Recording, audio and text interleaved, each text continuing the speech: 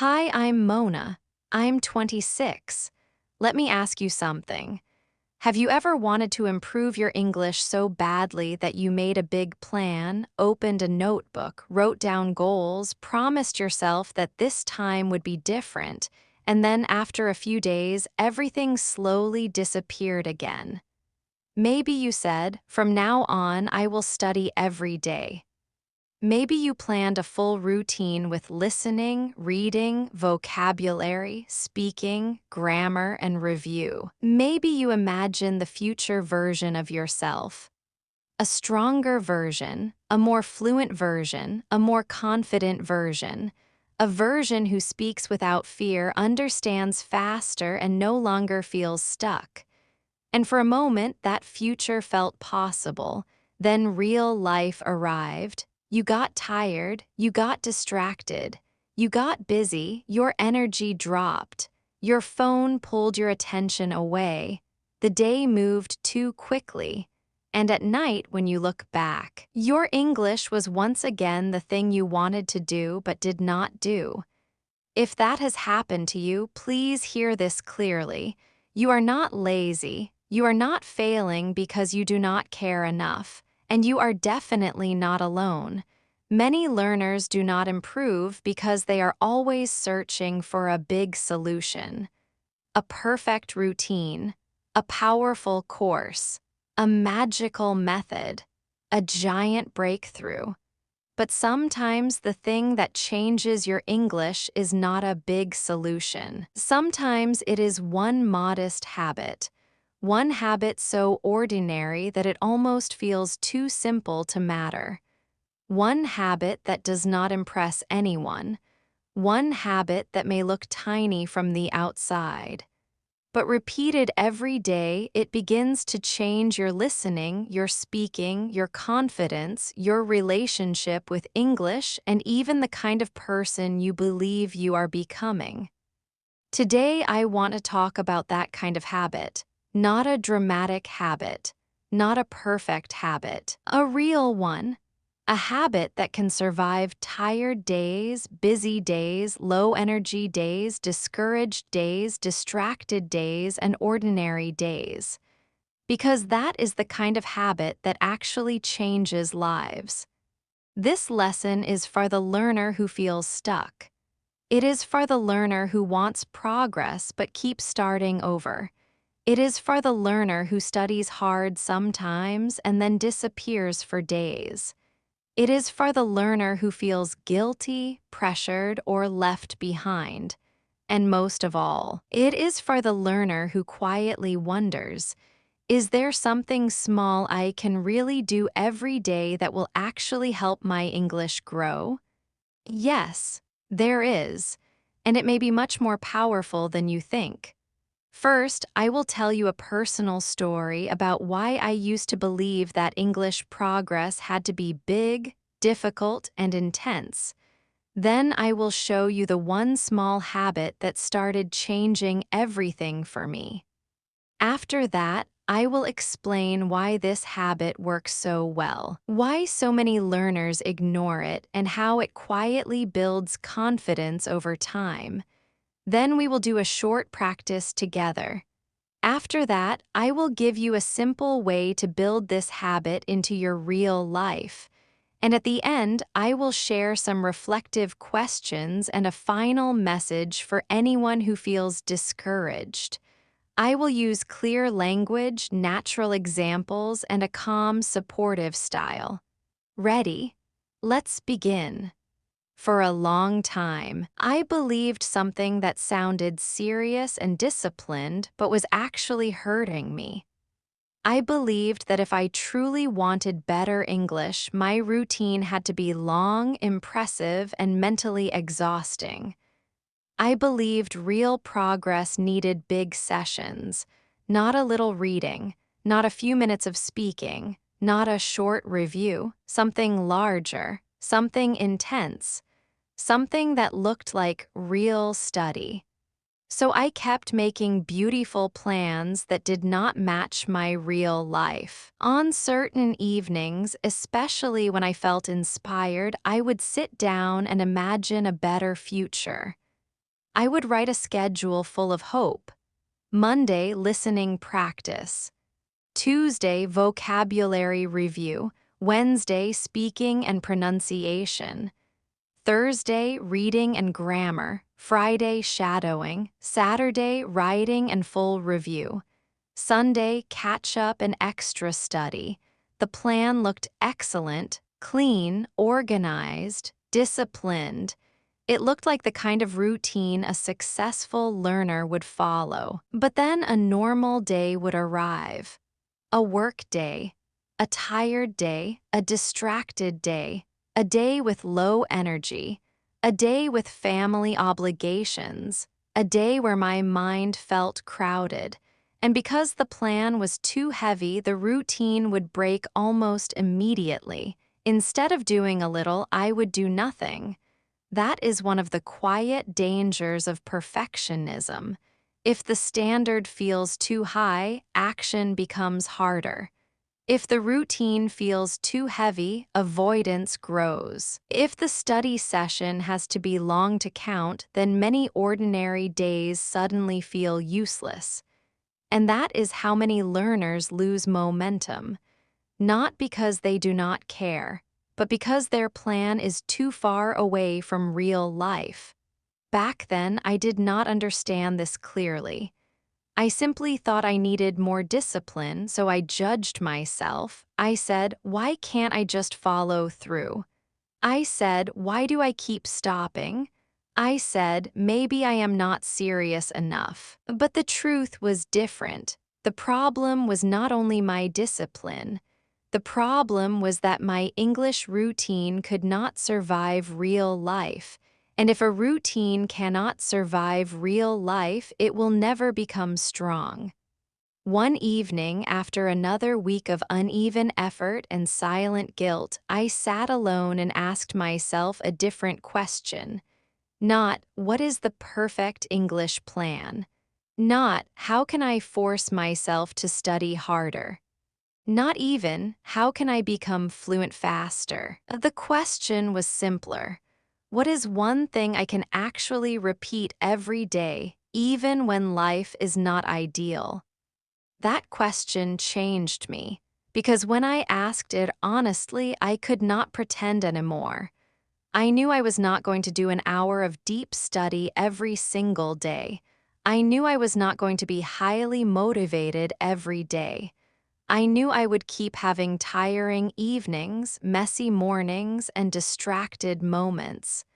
So if I wanted a real routine, I needed something lighter, something practical, something that could still happen on a dull Tuesday, something that could still happen when I was not inspired. That was the moment I stopped chasing the perfect plan and started searching for the repeatable habit. And the habit I found was this. Every day, I would spend a short amount of time with English in a focused way, and before finishing, I would always produce something with my own voice. Not only input, not only watching, not only collecting, I would always end with output, even one sentence, even one answer, even one short reflection. That small daily production became the habit that changed everything. I want to say this clearly because it matters. The habit was not study a lot. The habit was not to feel motivated. The habit was not complete a perfect lesson. The habit was this: meet English every day and make your own English come out every day. That was the shift. So what is the one small habit that improves your English every day? It is this. Every single day after you listen to, read, or review a little English, speak or write a few lines of your own using what you just learned. That is the habit. Receive something, then produce something. Input, then output. Contact, then response. Learn, then use. This may sound almost too simple. That is exactly why many learners underestimate it. They think progress must look bigger than this. But this habit does something very important. It prevents English from becoming passive. It prevents your study from staying trapped in your head. It forces your brain to build a bridge between understanding and expression. Let me make it even simpler. If you listen to a short clip, say something after it. If you read a short paragraph, summarize it after reading. If you learn 3 new phrases, make 3 original sentences with them. If you review vocabulary, speak those words in context. If you watch a short lesson, answer one question out loud about it. That is the habit, not just consuming English, responding to English, not just letting the language enter you, letting some of it come back out.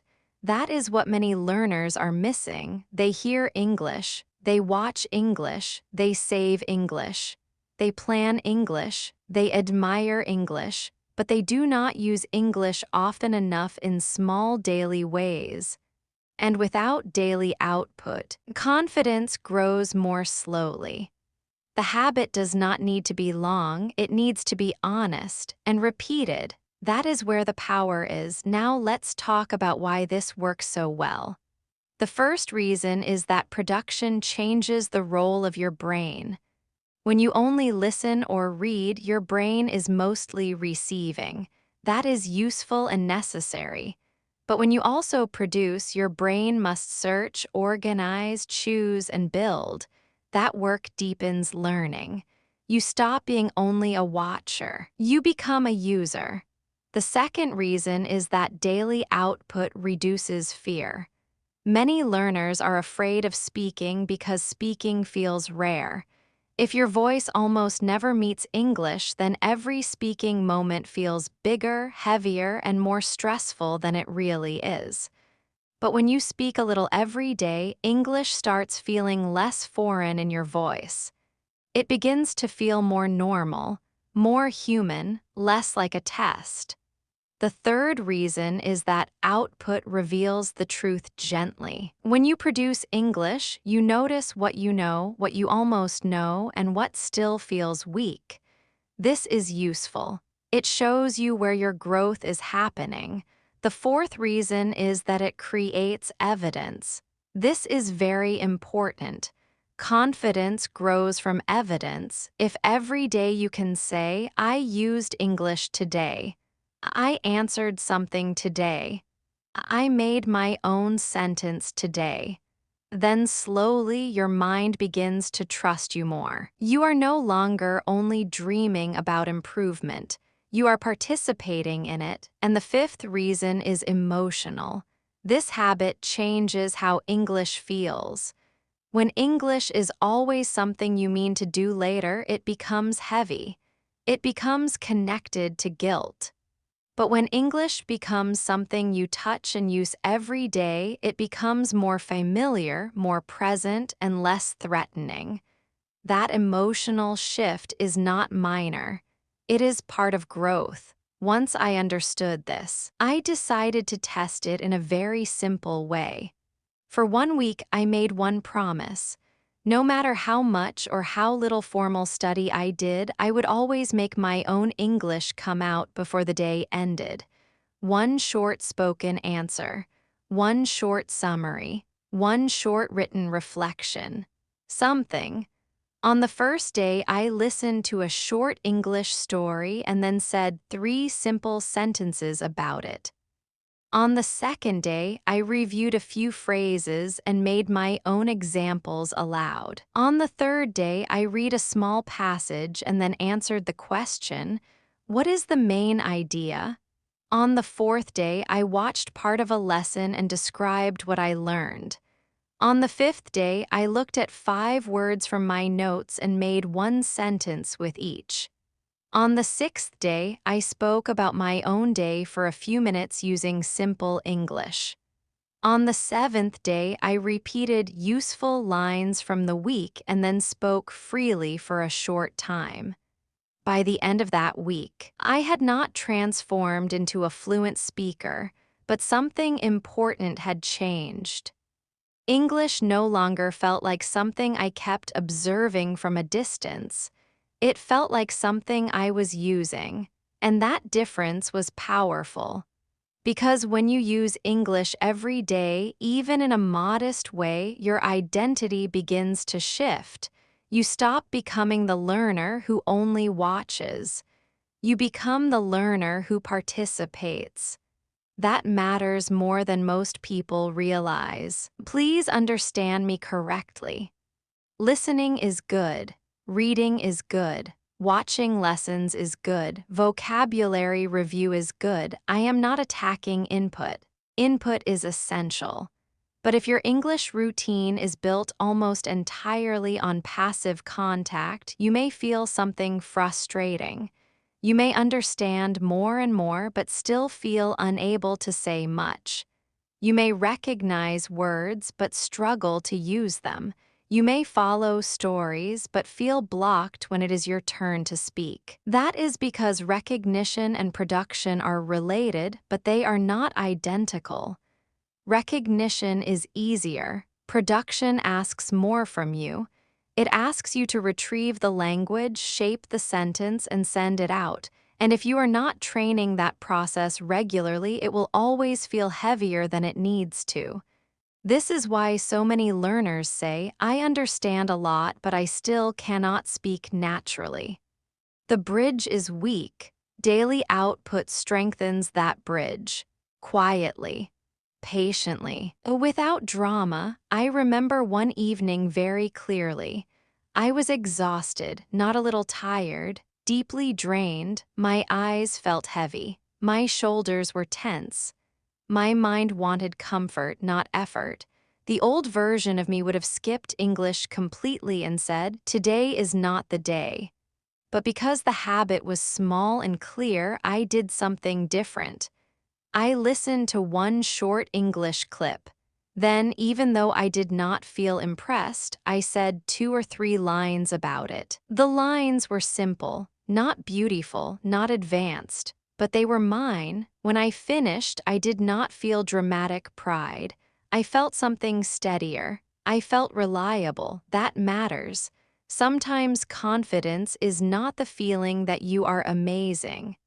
Sometimes confidence is the feeling that you can trust yourself to return. And that evening showed me that the habit was real because it survived a bad day. That is how you know a habit is valuable. It does not only work when life is smooth. It survives when life is ordinary. Many learners carry too many intentions. I should listen more. I should review grammar. I should speak more. I should learn vocabulary. I should shadow audio. I should read stories. I should write daily. These intentions are not wrong. But when too many goals compete at the same time, action often becomes weaker. This is why one repeatable habit can be more powerful than 10 beautiful intentions. One habit creates rhythm. One habit creates identity. One habit creates daily contact. One habit gives your mind a clear instruction, and once that habit becomes stable, you can grow from there. This is another important truth. You do not improve by admiring an ideal routine. You improve by repeating a livable routine. That is the difference. Now let's talk specifically about speaking confidence, because this is where the habit becomes especially powerful. Many learners think speaking confidence will arrive after their English becomes strong enough. But often, speaking confidence grows because you keep using your voice in English before you feel fully ready. That is uncomfortable but true. Every day you speak a little English, you send a message to your own mind. English can come out of me, not perfectly, not always quickly, but it can come out. That message matters. Silence tells one story. Daily expression tells another. If weeks pass and your voice never meets English, your fear grows faster. But if your voice meets English every day, even in a short way, your fear becomes lighter over time. The sounds start feeling more familiar. The pauses feel less frightening. Your brain stops treating speaking as a rare emergency. That is why the habit helps confidence so much, not because it makes you fearless overnight, because it lowers the emotional distance between you and your own English. This habit also improves listening in a surprising way. Why? Because when you respond to what you hear, your listening becomes more active. Instead of just hearing English pass by, you begin listening with purpose. You think, what did I just hear? What was the main point? What words can I use back? How can I answer? That kind of attention changes the quality of listening. It sharpens it. And when you repeat or summarize what you hear, your memory becomes stronger too. The language does not only touch your ears, it moves through your understanding and back into expression. That deeper loop helps more than passive exposure alone. Let's make this very practical. Here are examples of how the habit can look on different days. A. You listen to a short English story for 5 minutes. Then you say, "This story is about a man who missed his train. He felt stressed, but later he found a solution." B. You watch a short lesson about daily routines. Then you say, "3 phrases I learned today are wake up early, get ready, and head to work. I can use all 3. C. You read a small paragraph about healthy habits. Then you answer, "The main idea is that small actions become strong habits over time." D. You review the words nervous, calm, and improve. Then you make original sentences. I feel nervous when I speak.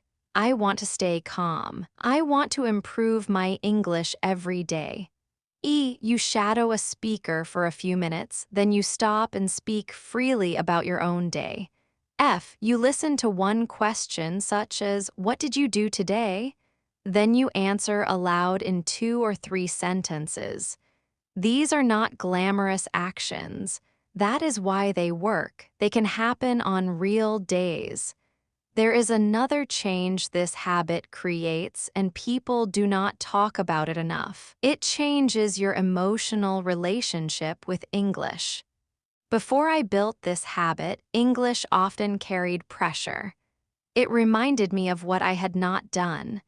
It reminded me of the plans I had broken. It reminded me of all the saved videos, notes, and goals waiting for later. That is not a healthy emotional relationship.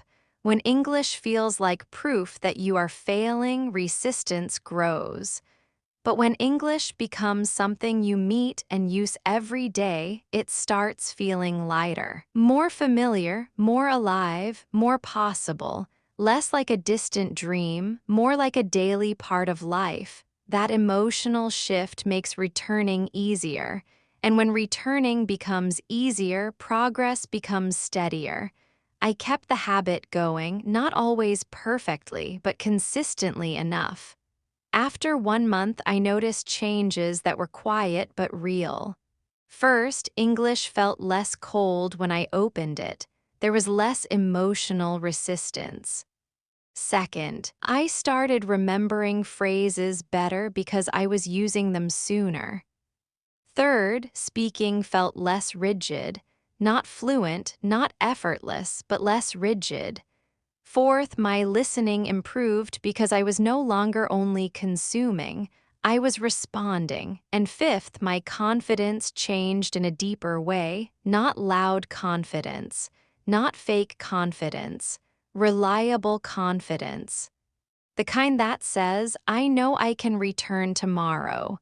That feeling is extremely valuable because once you believe you can return, you stop treating every missed moment as disaster. You become steadier. This may be one of the biggest lessons in the whole script. Many learners spend years watching improvement. They watch other people learn. They watch other people explain. They watch other people speak beautifully.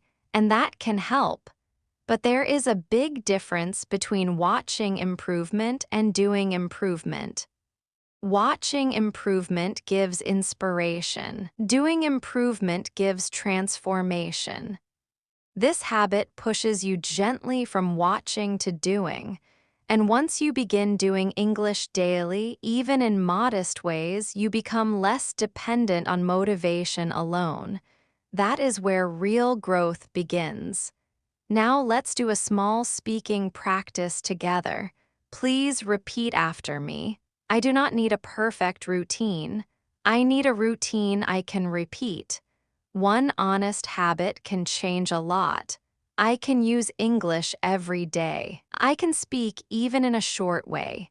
Simple practice still counts. My voice matters. My English grows when I use it. I do not need to wait for the perfect moment. I can begin today. Very good. Now answer these questions out loud if you can. What is one thing you usually do in English now? What is one thing you almost never do in English? How can you make your own English come out today? What can you say after you listen to something short? How can you use one new phrase in your own sentence? Even one or two simple sentences are enough. The purpose is not performance. The purpose is participation. Here are 5 common mistakes learners make when they try to build this kind of daily routine. A. They make the output too difficult. They try to sound advanced immediately and then they feel blocked. B. They skip output when they feel tired. But tired days are exactly when the habit matters. C. They think one sentence is too little to count. That is not true. One sentence still counts. D. They judge the quality too hard. They say, that was awkward, so it does not matter. But awkward practice still builds skill. E. They stop after missing one day, but the habit becomes powerful when you return quickly. If you notice any of these in yourself, do not feel ashamed. Just become wiser. If you want to begin today, here is a simple structure. First, choose one kind of input. A short clip, a short story, a short lesson, a small text. Second, choose one output action. Summarize, repeat key lines, answer a question, use 3 phrases in your own sentences. Describe the main idea. Third, keep it short enough that you can repeat it tomorrow. This is important. Do not build a habit that only works on impressive days. Build a habit that works on ordinary days. Fourth, connect it to something in your routine. After tea, after lunch, before bed, after work, after brushing your teeth. Linking the habit to an existing moment makes it easier to remember. Fifth, track it simply. One check mark is enough. A visible chain builds momentum. And sixth, protect the return. If you miss a day, come back the next day without drama. That matters more than many people think.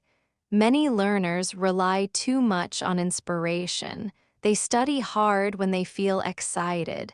They disappear when they feel tired. They return when they feel hopeful. They stop when they feel discouraged.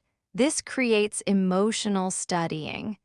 Emotional studying looks productive at first, but over time it creates an unstable rhythm. A steady habit is stronger than emotional bursts. Motivation is helpful, but habit is dependable. Motivation is loud. Habit is quiet. Motivation feels good. Habit changes you.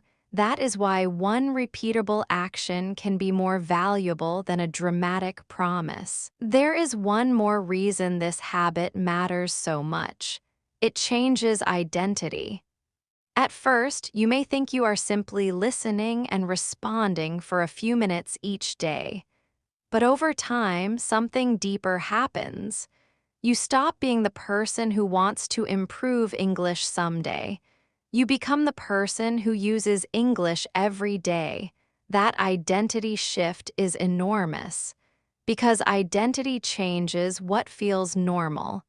And once daily English becomes normal, progress becomes easier to continue. You no longer need to convince yourself from zero each day. The habit begins carrying part of the work. That is one of the quiet miracles of repetition. Let's answer the big question directly. Can one small habit really improve your English every day? Yes, not because the habit is magical, because repetition creates change. One habit can improve your relationship with English. It can improve your speaking confidence. It can improve memory. It can improve listening attention. It can improve consistency. It can reduce guilt. It can make your learning feel lighter. It can make English feel more present in your daily life. And from there, other habits become easier too. One habit is often the first open door, not the final destination. But the door and doors matter. If you feel stuck in English right now, maybe you do not need a bigger plan. Maybe you do not need more pressure. Maybe you do not need another dramatic promise. Maybe you need one habit that is modest enough to survive real life. Listen to something, then respond to it. Read something, then say something. Learn something, then use it. That is the habit. It does not look glamorous, but it builds real strength. English grows when it moves, not only into you, out of you too. So do not underestimate simple daily output. Do not underestimate one honest sentence. Do not underestimate one short answer. Do not underestimate one repeated promise you can actually keep. One day you will look back and realize something surprising. The English that once felt distant now feels familiar. The voice that once stayed silent now answers more easily. The learner who kept waiting for a perfect plan has become someone steady, and maybe it all began with one quiet choice. Not a giant routine, not a dramatic breakthrough. One small habit, repeated honestly. Every day, thank you for listening. If this lesson helped you today, please subscribe to Mona English Café and turn on the bell so you never miss your daily English dose.